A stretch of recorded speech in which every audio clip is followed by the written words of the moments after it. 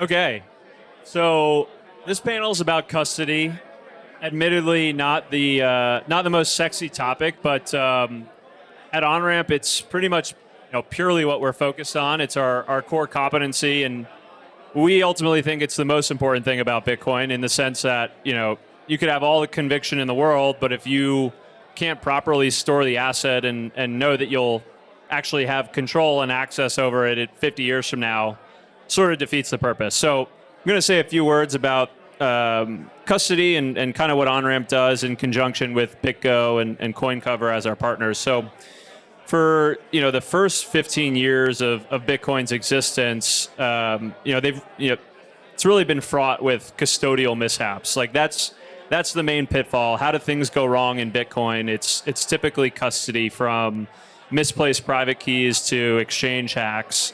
And the reality is, Bitcoin is truly the first of its kind in the sense that it's a digital bearer instrument secured via cryptographic material. And so because of that, it doesn't neatly map to sort of the traditional financial world and how you would typically think about custodial properties. So, thinking about something like self-custody, it remains a worthwhile option for individuals. But the reality of the situation is that, one, most institutions and high net worth individuals are not organizationally prepared or willing to take on the personal responsibility of self-custody and securing cryptographic material themselves. Two, the concept of custody via intermediaries really dates back thousands of years, right? And so the modern financial system relies upon third-party custodians to secure assets and offer financial services. And three, there are inherent limitations to the Bitcoin protocol that would make it very difficult for every person on Earth to actually secure the asset in self-custody. So for all three of these reasons, there really must exist some level of custodianship for Bitcoin in order for it to scale to the masses. And so particularly in the institutional realm, trusted intermediaries are a necessary component of Bitcoin's broader adoption as a financial asset. And as mentioned, Bitcoin's very unique in the sense that if a custodial arrangement is compromised in some manner, the Bitcoin can just be lost forever. So if you are outsourcing that custody to a single third party, there are minimal assurances that the Bitcoin won't be rehypothecated or bailed into a bankruptcy if the entity becomes insolvent. So trusting a single entity as a custodial counterparty, while that's kind of the norm in traditional finance for traditional assets, in the world of Bitcoin that becomes a very outsized risk. And so the status quo of obtaining Bitcoin exposure with a single point of failure, i.e. a single custodian, not only infringes upon the underlying value prop of Bitcoin as this super decentralized and uniquely trust minimized asset, but it also justifiably has prevented large pools of capital from entering the space. And I think one thing that people don't often consider is that Bitcoin is very unlike traditional assets in that the risk profile of Bitcoin includes the material possibility that an allocation could go to zero, not due to an incorrect investment thesis, but simply the failure of a singularly trusted counterparty.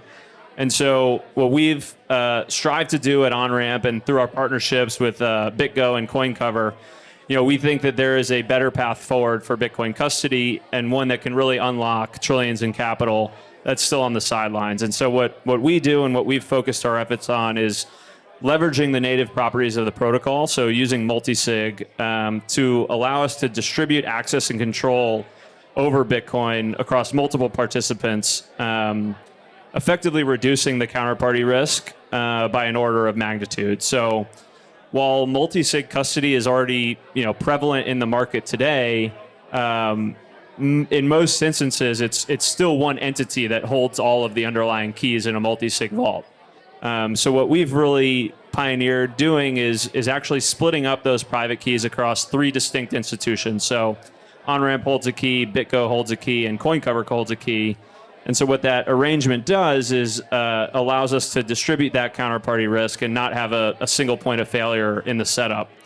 And so that's really been our focus. And this form of custody is, we think is the key unlock to allow large pools of capital to come in this space and be more confident in sort of their ownership assurances, being able to audit their Bitcoin on chain, withdraw it if they need to. There's some natural advantages over, getting exposure through an ETF where you're not going to be able to take the Bitcoin out. So yeah, that's kind of what Onramp is focused on. But I'll open it up to Thomas and Ralph here. The few questions. So I sort of alluded to this at the beginning, but just curious your thoughts about, what can be learned from the first 15 years of Bitcoin's history. And really specifically with respect to counterparty risk, why is Bitcoin very different than other assets in terms of its custodial properties? And what have each of you learned in your experience about, the realities of counterparty risk and how potentially the custody space could evolve to account for some of those risks? Yeah, thanks, Brian. I'm happy to start. My name is Chen. Great to meet everybody. For the past 2 years, I ran sales for BitGo, grew it to a pretty large size. Now I focus on one of our specific business units, focusing on L1 and L2 projects. But my background, I've been at BitGo for almost 6 years now and witnessed the evolution of BitGo as it mimics the evolution of crypto, and have a lot of thoughts on this matter when it comes to how Bitcoin has evolved over 15 years, of which I've participated in the past 6 at BitGo. So if you really think about BitGo and how we started, it was pioneered in 2013 with the first multi-sig, multi-chain wallet. That was done by Mike Belcher, our CEO. And as we continue to grow, what happened in the industry was people are always looking to figure out, then it was the store of value use case, figure out how to secure it. Because like you said in the opener, there were a lot of compromises, a lot of hacks, not necessarily from custodians, but wallets, incorrect security measures, control processes around these wallets. You can name any number of exchanges that failed in the 2017 bull run, the 2018 bear run. There was exchange failing every month, right? So certainly, the certain shortcuts were taken in order to secure the crypto that didn't go so well. So when it comes to securing crypto, BitGo, we have over 66 billion assets in our custody as of today. So we know a thing or two about securing crypto. But taking it back to what you said, the evolution of where custody is going and counterparty risk, everyone is always trying to figure out how to get utility out of Bitcoin. You can do that in a number of ways. First, it was just in hot wallets. Then people wanted to keep it in cold because of all the hacks. We did that. Then people wanted to get liquidity. We sold for liquidity. Now people want to figure out how to settle. We're always solving for what the market is pushing us to build or to improve the infrastructure of. I guess just to conclude on the evolution of Bitcoin, I see you guys as one of the more exciting ways of how this deconstructed or decentralized key sharing will help unlock greater trust in the system. You guys are doing it first in the US. I'm excited to see how it goes in the Middle East as well. Thanks, Ralph. Any comments there? So just a few views on how I perceive multi-institution custody. I think it's the next stage of how we custody in general, simply because Bitcoin is so different from any other asset class we've had before. It allows us to geographically distribute our custody. And that is something that I think will revolutionize the way custody is done. When you work in the traditional finance realm, custody is an afterthought.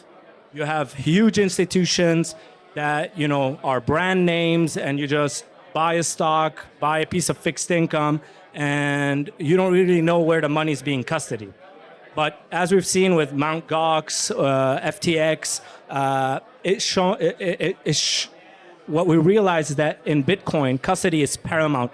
It's part of the the asset management. So similar on how you manage your own keys for custody. When you look at multi-institution custody, it allows you to alleviate, some of the risk inherent, human error, which is the primary risk. The reason why FTX, Mount Gox collapsed was mainly because of human error. Whether it was mischievous behavior, at the end of the day, the single point of failure isn't just the institution, but it comes down to the individual.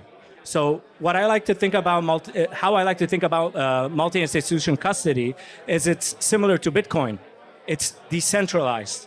When I think about standard custody with a single custodian, I think of fiat. And that's why I truly believe that multi-institution custody for your Bitcoin is the best way, and it will allow us to onboard a multitude of large-scale institutions, and it will allow us to bring trust back to the ecosystem. So yeah, no, all really helpful thoughts. I think this is something I think about often because at Onramp I think a lot about education and content that we produce and trying to educate the market and there's really two elements to it, right? Like first is people have to understand Bitcoin, the asset, the network, and then there's this added element, around what we're talking about in that Bitcoin has very unique custodial properties. It's unlike other assets in that it's a digital bearer instrument, and if you screw it up, the Bitcoin could be lost forever. And you both hit on a point that I just wanted to reiterate in that, Bitcoin, a large part of the value prop effectively is its decentralized nature, right?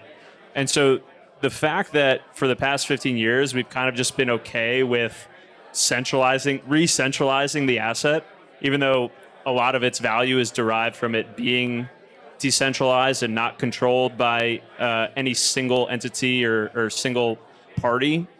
The fact that we've just been okay with Bitcoin being on an exchange and effectively centralizing. And even if you want to look at the ETFs today, it's really no different than it being on an exchange. Coinbase is the custodian for the majority of these ETFs. In my mind, what I always anchor back to is because Bitcoin is so decentralized, it inherently wants to remain so.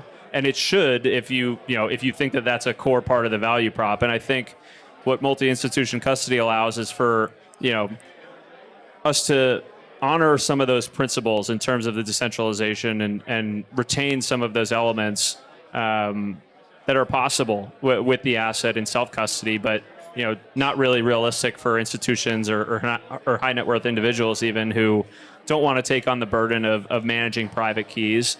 Because I think one of the other components that people don't talk about often enough is you should always think of your Bitcoin allocation as if it's 10x the current price.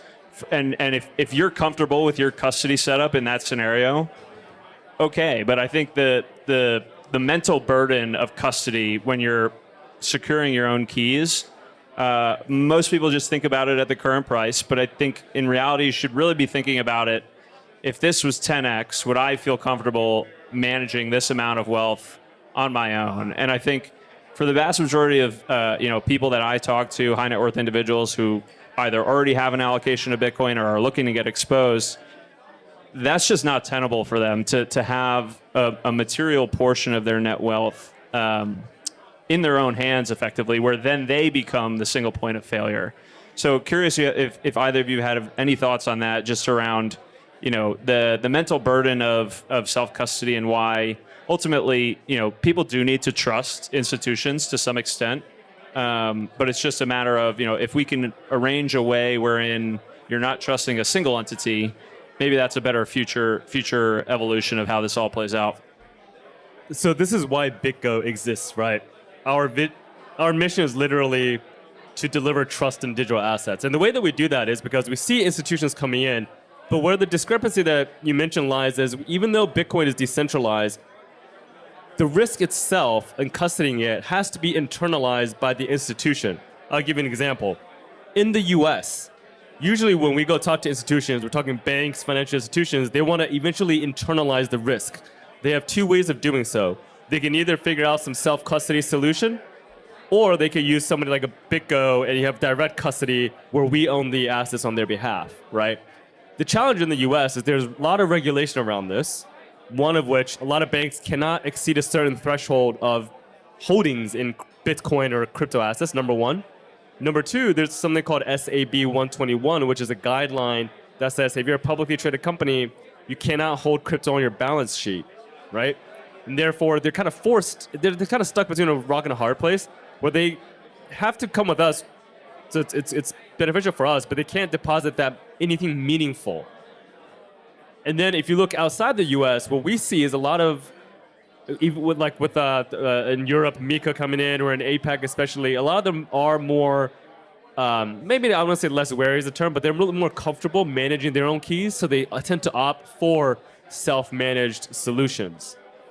But yes, the risk still lies in how do you manage the keys, where are they held, and then who's signing those keys at the end of the day.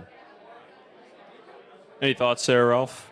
Yeah, so just some views on self-custody. And on one side of the spectrum, you have self-custody. And on the other side, you have multi-institution custody. The way I see it is the closer you move towards multi-institution custody, the better you sleep at night, especially for individuals and high net worth individuals. Usually, high net worth individuals are not going to be playing around with plastic wallets and storing their keys.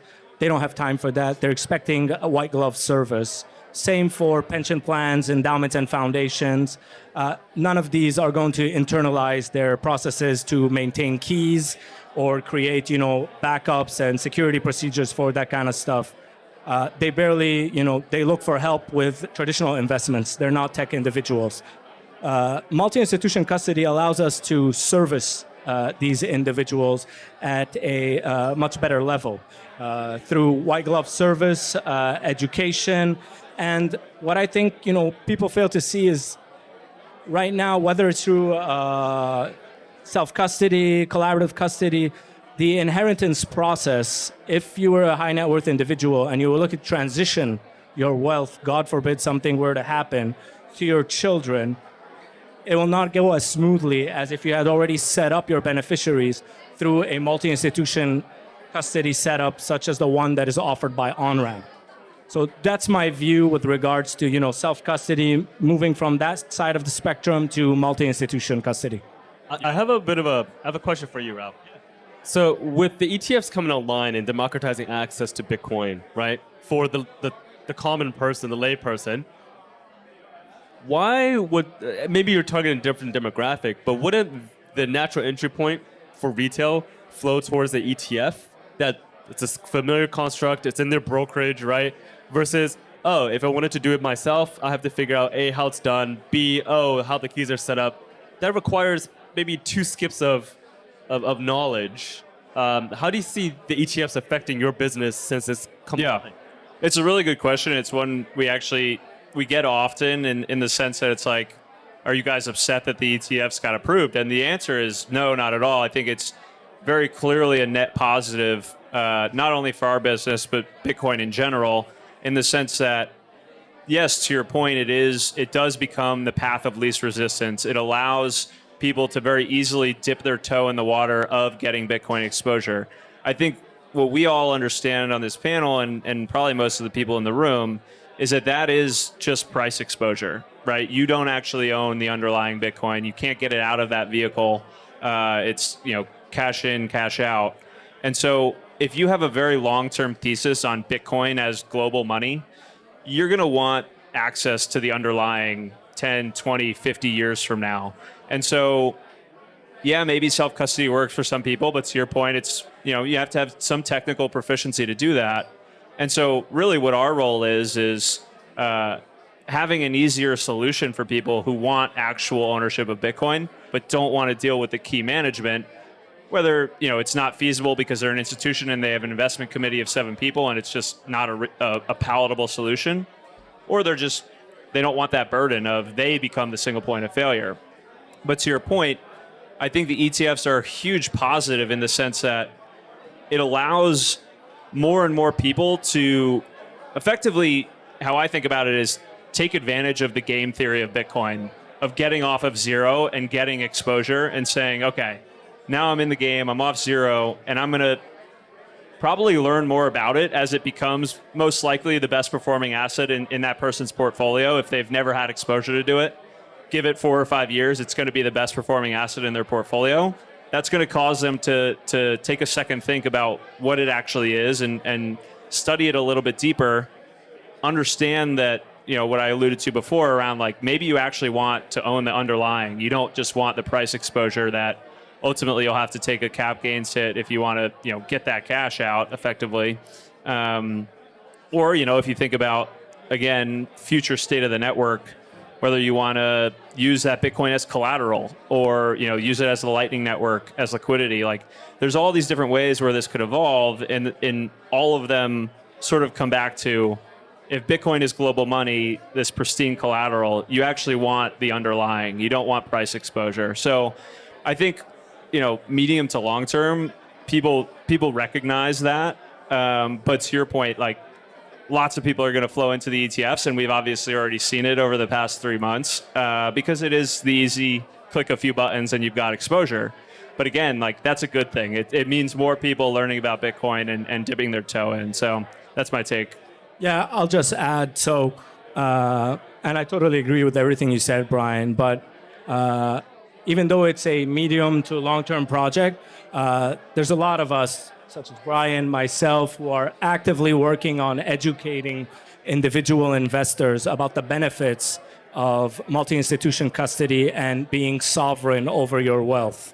All it takes is for one hiccup by a large traditional custodian or another FTX through Coinbase for the world to realize that, centralizing custody when you have the ability not to centralize it is definitely not the right way to go. So that's just... And one other thing that you just reminded me of that I also wanted to get to, and you sort of alluded to it earlier in the panel around the potential to have multi-jurisdictional quorums. And what's really fascinating about that is that, if you think about Coinbase as the primary custodian for all these ETFs, and think about, again, this is a future state potential reality of something like a 6102 attack, where there's an actual nation-state resistance to Bitcoin ownership.